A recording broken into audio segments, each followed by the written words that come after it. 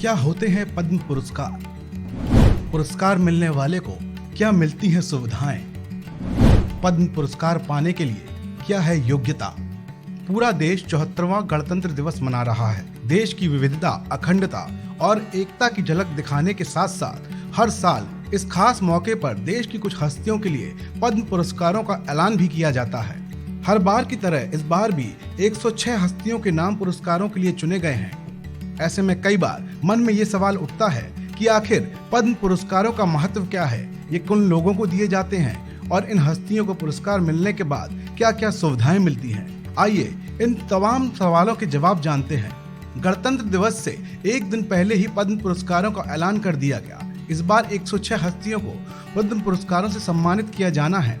अपनी कार्य कुशलता के बल पर देश या फिर विदेश में परचम लहराने वाले या फिर समाज के लिए कुछ उत्कृष्ट काम करने वाली शख्सियतों को इस पुरस्कार से सम्मानित किया जाएगा। आइए आपको बताते हैं कि क्या है पद्म पुरस्कार और इसके लिए हस्तियों का चयन कैसे किया जाता है।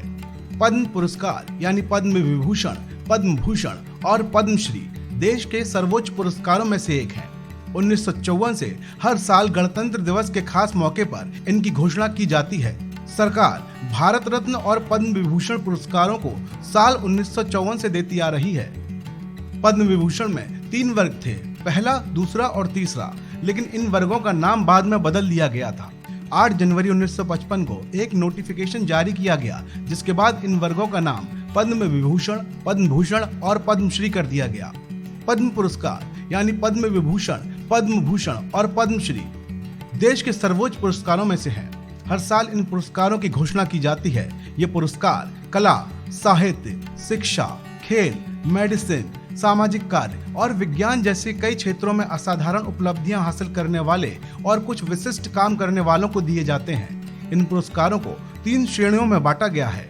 पद्म विभूषण असाधारण और विशिष्ट सेवा के लिए, पद्म भूषण उच्च कोटि की विशिष्ट सेवा के लिए और पद्मश्री यानी विशिष्ट सेवा के लिए।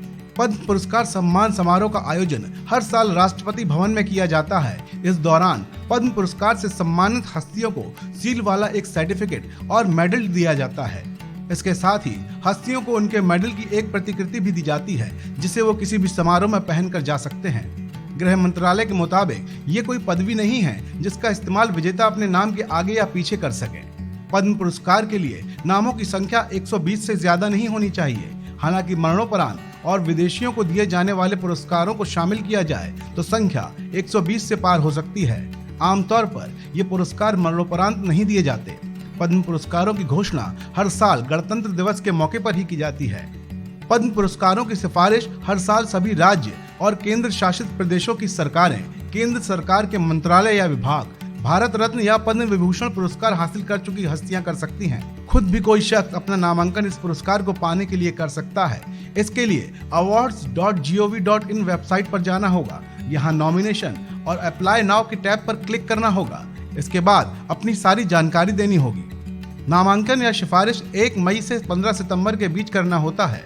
इस पर आए नामों पर विचार करने के लिए हर साल पीएम एक कमेटी का गठन करते हैं, जिसके अध्यक्ष कैबिनेट सचिव होते हैं। नाम पीएम और राष्ट्रपति को भेजे जाते हैं, वही इन पर आखिरी मोहर लगाते हैं। इस खबर में अभी इतना ही। आप बने रहिए वन इंडिया के साथ।